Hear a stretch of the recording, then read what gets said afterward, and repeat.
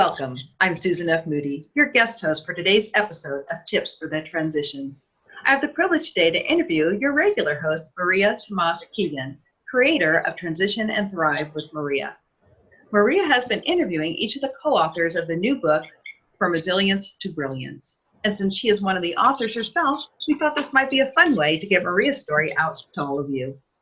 I am also one of the authors and the gatherer of the other authors for this inspirational book, specifically for women entrepreneurs. The title of Maria's chapter is Learning to Swim in the Ebb and Flow. Grief. We all experience it over our lifetime, but how we individually experience loss and grief can be very different and in a very personal way. Maria will share with us today her journey through the grief process, starting at the age of 13, right up to a few months ago. Hi, Maria. Thank you for the opportunity to be your guest host. Hello, Susan. How does it feel to have the tables turned? It feels a little strange, I must say. I can only imagine. Well, let's start our interview with you today by having you tell us a little bit about your story. Okay, well, this part of my story, the grief part of my story, has been a long journey, as you said. It started when I was about 13, and I was partially raised by my great aunt.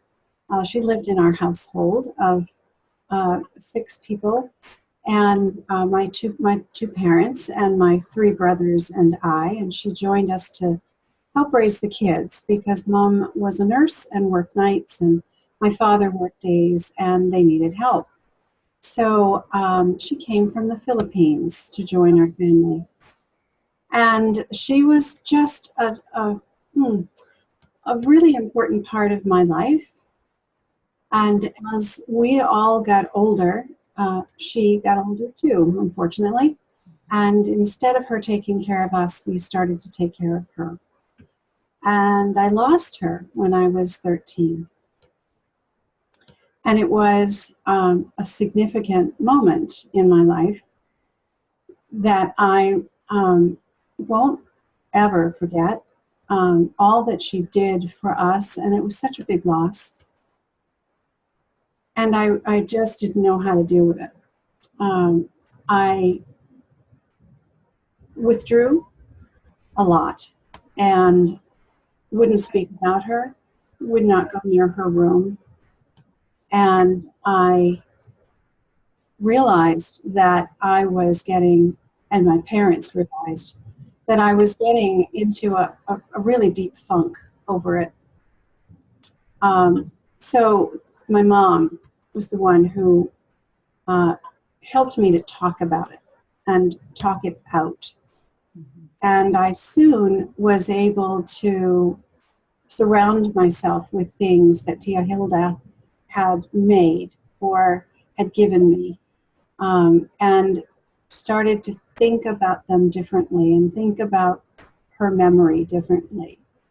That I soon decided to, or ask my parents if I could move into her small room and make it my bedroom.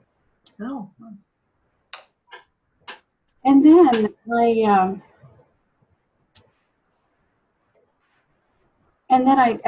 learned, I guess I learned that I could feel the loss and grieve and still be able to move forward. I think when you're talking about that, because you lost her at such a young age, that probably deeply affected you. Some of us don't lose somebody close to us till a little bit later. Yeah, it was a huge loss for me. I had no idea at that age what to do with it. Yeah. So my mom helped me a lot with that, the talking it through. So then the next time it happened for me, it was not quite so unexpected what I started to feel. Fast forward a number of years, and I lost my mom, who was she was my rock. She was my confidant. She was my best friend. We had an enviable relationship. A lot of mothers and daughters don't get to experience that, and it was very special to me. And when I lost her, it was the first time I was reminded about a hole in my heart, which I first felt. That's how I describe it now. I didn't describe it that way when I was 13, but I was reminded about how that felt. And I have never cried so much in my life as for that loss. Mhm. It was the first time also as an adult. I was in my 40s. So I had losses between, but none so significant as this.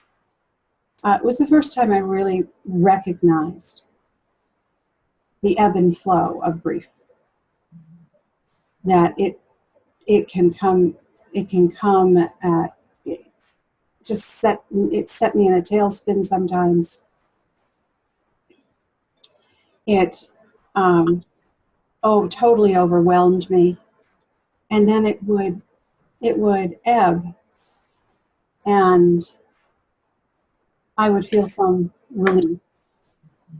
And each time the wave came, over time it felt like it was maybe not as big, and when it ebbed, it was maybe not. It stayed away a little longer, and that's what that ebb and flow of grief feels like to me. Mhm. It's like a wave. Mhm. So what I did when I lost my mom, I needed to, it's something I learned when I lost Tia Hilda. I surrounded myself with things that she had made. When my mom passed, I surrounded myself with pictures of her, and I would listen for her voice. I would listen to what she would say to me at this time. And she and I made lots of things together and apart, and we sent each other gifts. And I just surrounded myself with that stuff and sat among it a lot in the beginning. And then as time passed, a little less often. And now I'm sitting in my home office, and I have a pencil sketch of her that my father drew. That's sitting right there, looking over me every day. So it's the way I continue to deal with the loss of my mom, and it is nearly 20 years now. Wow. And I planted a tree in her memory. Oh, that's very cool. I think that's cool, like you're saying, that you have to do what you feel comfortable with. And I love how you say about the ebb and flow, because having just lost my mom myself last year, you just never know when it's going to catch you. That's right. That's right. It's so true, Susan. It is still to this day. There are times when something will happen. I will hear a song, or I'll watch a movie. Particularly movies can do it to me, about relationships with mothers and daughters, and that will absolutely bring it up. And it's been a long time.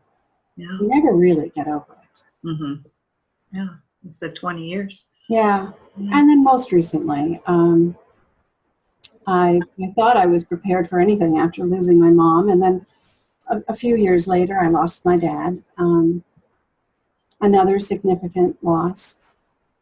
But late last year and early this year, within 3 or 4 months of each other, I lost 2 of my older brothers. One totally unexpectedly, the first one, and the second within months of that, after his struggle with Alzheimer's. And I just never expected, never thought about losing a brother. I never in my mind even had begun to think about that possibility. So it really knocked the wind totally out of my sails. And I realized that there's a big part of my essence that was tied to having 3 older brothers. You know, I was the only girl, the youngest. Always so proud of having 3 older brothers. And then now 2 of them are gone. So it is a different kind of loss, a very different kind of loss. And I am still struggling with this one. I have not recovered from this.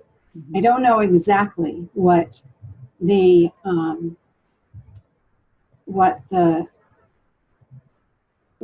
remedy, it's a terrible word to use in this case, but will be for me.